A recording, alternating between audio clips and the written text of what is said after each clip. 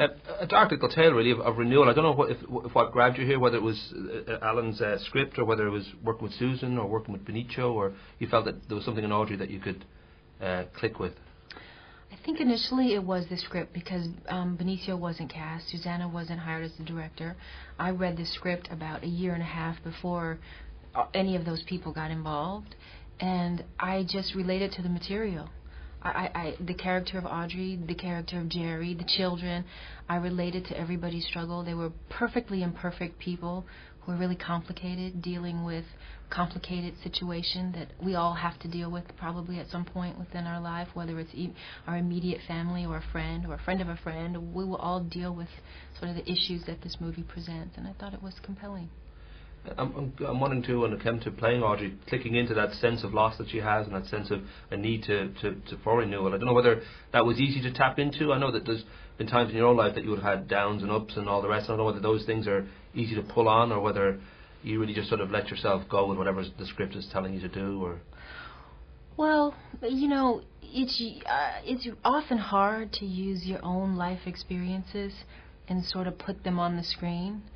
Usually you don't have enough control of your emotions if you're really using too many real life things. It might be raw and good, but maybe not appropriate for what, the scene is calling for. So I've discovered that you really don't have to have lived a certain situation or felt the depth of the grief or the depth of the joy that a character feels. As an actor, it's about imagining, and it's about bringing something to life that maybe you haven't experienced, and that's the reason I do it. I get to experience these things that maybe I haven't in my own life, and that's the joy, really.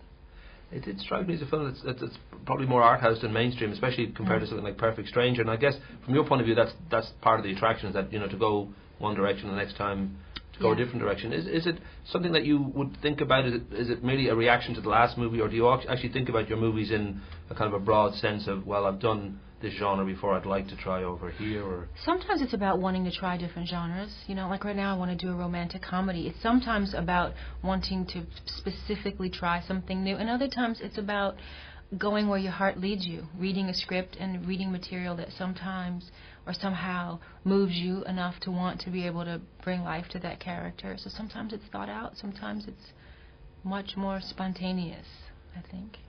And given the huge success you've had, and then you'd have moments, as you call it, a god-awful movie like Catwoman, you get a golden raspberry for that, but then you win an Oscar for Monsters Ball. These ups and downs, do you still love what you do, or are there times, given especially to the tabloid attention, that you would like to sort of step away from the limelight, as it were, like the kind of attention? I could do without the tabloid attention.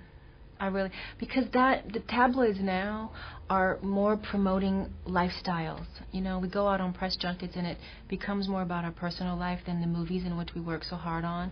And the tabloid journalism has taken the focus off what we do as actors, and they focus more on how we pump gas and, how we spend our private free time. And I think something's got to change really quickly, because living in that kind of glass bowl just it's not good. It's not healthy for anybody, really. So somehow I think it's going to have to give.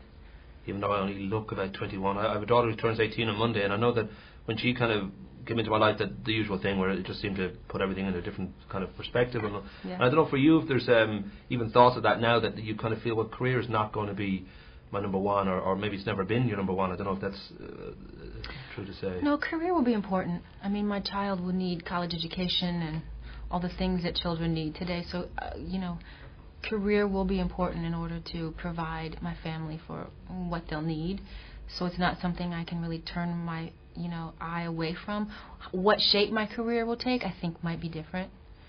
I may choose to do something different, or maybe not work as much, who knows, but somehow a career will have to be, thrown into the equation, for sure.